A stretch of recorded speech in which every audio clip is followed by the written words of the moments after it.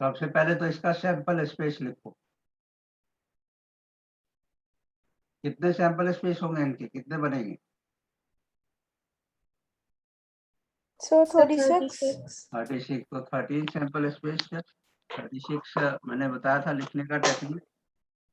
1 1 1 2 ऐसे करके लिखो। 1 1 1 2 डॉट डॉट बीच में डाल लो, या पूरा लिखना है पूरा लिखो। ये 1 6, तो ये हो गया 2 1 2 2 से लेके 2 6।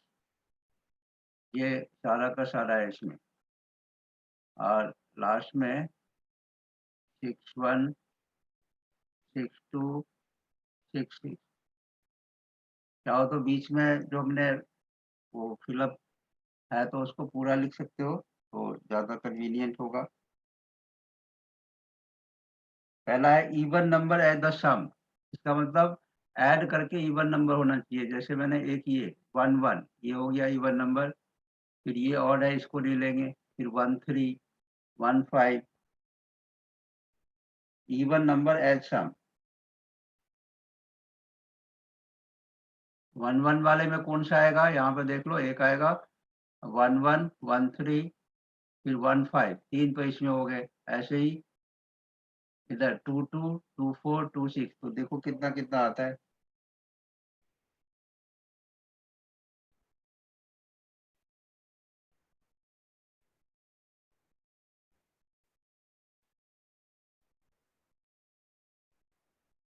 So 1/2.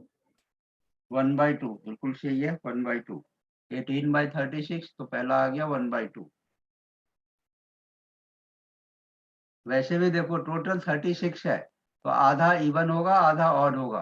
18 इवन हो गया, 18 ऑड हो गया, तो वैसे भी कर सकते हैं। 18/36 इज 1/2। ठीक है लविशा?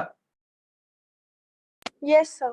हाँ, तो आधा इवन आधा ऑड, फिर 1/2 आ गया इसका आंसर। अब सम एज प्राइम नंबर, ऐड करके प्राइम नंबर आना चाहिए।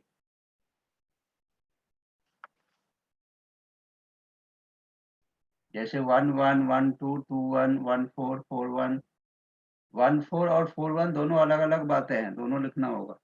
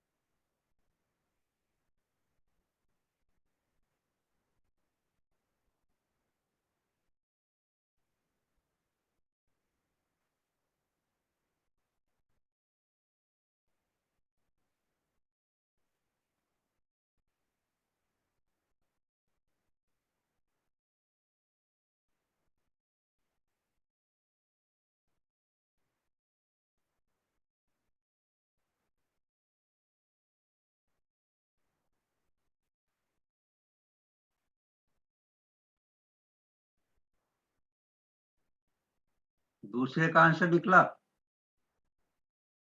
एक मिनट। ओके,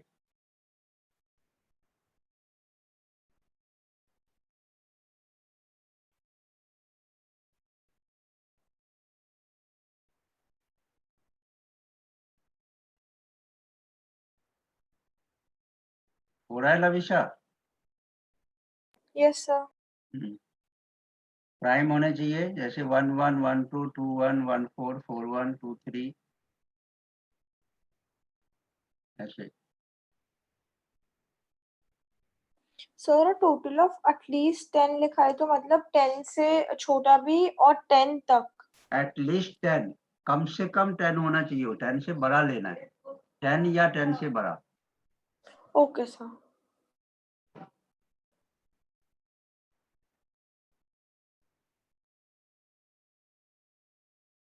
सेकंड का 15/36 सेकंड। हाँ, 15/36 बिल्कुल सही है। सेकंड का आएगा 15/36।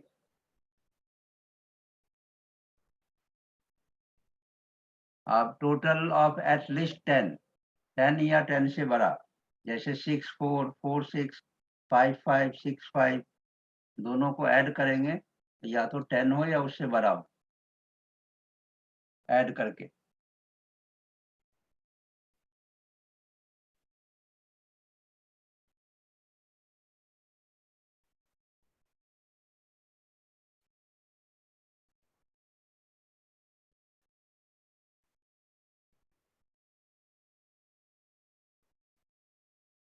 सर 1/6। 1/6 बिल्कुल सही है, 1/6। तो इसका आ गया 1/6। अ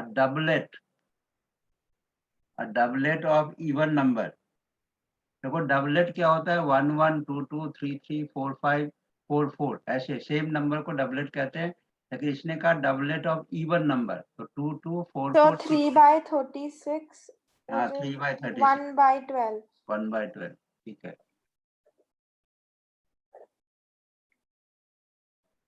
नेक्स्ट है मल्टीपल ऑफ 2। एक डाइस, फर्स्ट डाइस पे मल्टीपल ऑफ 2 होना चाहिए और सेकंड पे मल्टीपल ऑफ 3 होना चाहिए।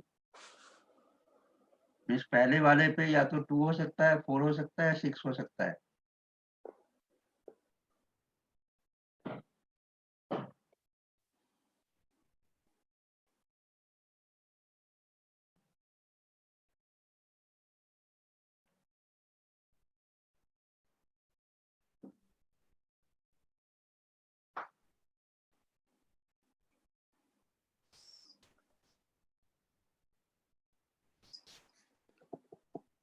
आएगा इसमें, तो समझ आए? 7/36। नहीं 7, ये तो गलत हो गया। 11/36 है। 11। Yes, sir. 11. 11, जैसे 2 3, 2 3 में बाद में 3 2 भी ले सकते हैं, वो याद रखना। अच्छा ओके सर, ओके ओके, मैंने वो पहले 2 और पहले 3 वाले ही देखे सिर्फ। हाँ, तो उल्टा भी कर सकते हैं। तो 11/30, ओके सर, ओके। 11/36।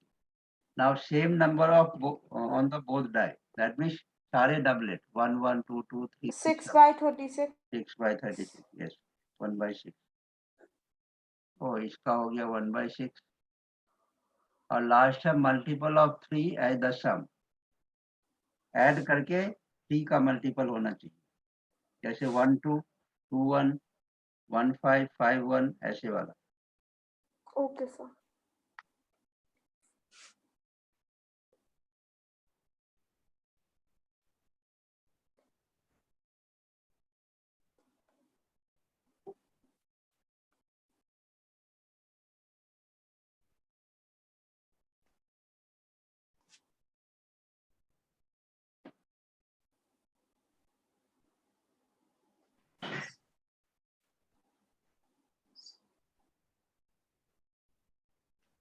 अभी थोड़ा स्लो चल रहा है, जैसे ही नवशीन का पेपर होगा खत्म तो फिर एकदम स्टिकनेस बढ़ जाएगा, फिर ज्यादा ज्यादा होना शुरू हो जाएगा। Sir 12/36। 12/36, Yes, sir. 1/3। Yes sir. एक और क्वेश्चन करते हैं।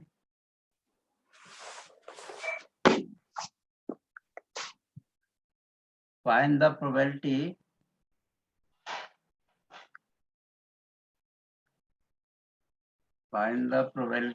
that a leap year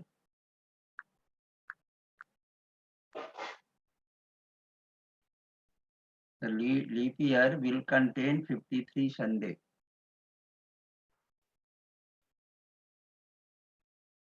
Contain 53 Sunday। तो ये हम पहले पढ़ चुके हैं कि लीप ईयर में, leap year contains 52 weeks,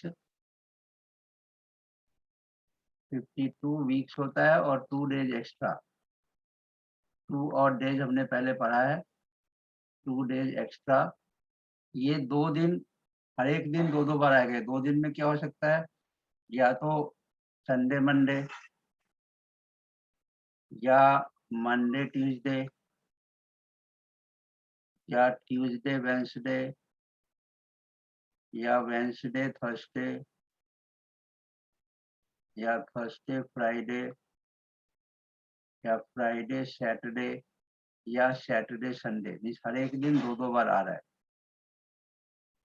Saturday Sunday. या ऐसे सोच सकते हो कि इसमें 2 ऑड डेज आ रहा है, तो प्रोबेबिलिटी होगा number of odd days that is 2, और 1 वीक में 7 डेज होते हैं तो 2/7। या हर एक दिन 2-2 बार आ रहा है तो 2/7, कैसे भी सोच सकते हैं। ऐसे ही अगर हमें निकालना हो नॉन लीप ईयर का, मतलब जो लीप ईयर नहीं है, तो नॉन लीप ईयर का उसका 1/7, क्योंकि एक ऑड डे होता है उसमें। तो प्रोबेबिलिटी ऑफ कोई भी दिन का, चाहे कोई भी दिन हो, संडे मंडे, हर एक का प्रोबेबिलिटी एक जैसा ही होगा। Sunday in non leap year या ordinary year, non leap year का 1/7।